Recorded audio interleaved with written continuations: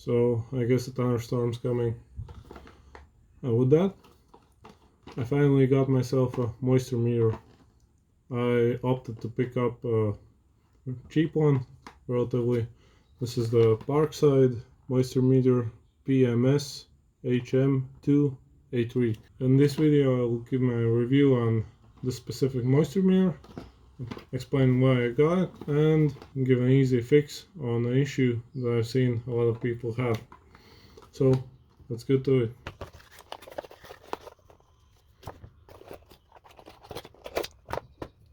So here's what comes in the package: the moisture meter, a couple of batteries, and the manual.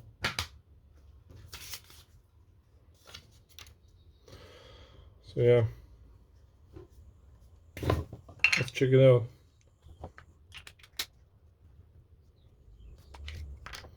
Here's where the batteries go.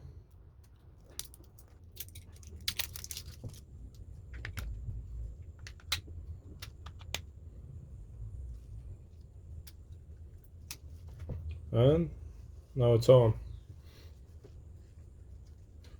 Overall, it's pretty compact, that's why I got it. It's easy to put in any bag or even pocket when you go shopping for wood. So yeah, let's give it a test. Put it to the wood, and as you can see, it indicates 0.0. As you know, wood can't be 0.0, but that's a very common issue. The issue is that it works by sending electric current between the two pins, so it needs some more material to go through to really read it.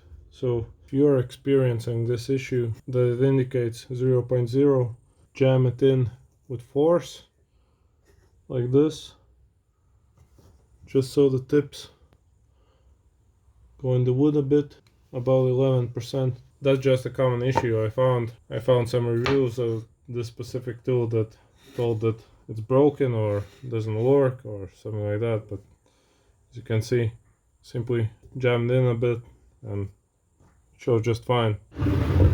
Let's test this one.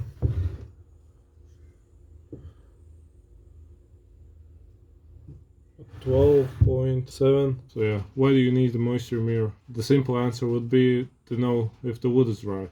And why do you need that? Is that it can make or break your project. As if the wood is too moist or not dry enough, when you finish it up it can warp or crack or other things can happen that can ruin your project just like that. And depending on what you do with the wood, there are a lot of requirements. For instance, epoxy, it is suggested, I think it was no more than 14% moisture in the wood. So yeah, overall, like that, the storm has reached me. So yeah, if you disagree in any way, leave a comment, let's have a discussion. If not, leave a like, subscribe, and see you soon. Okay, bye.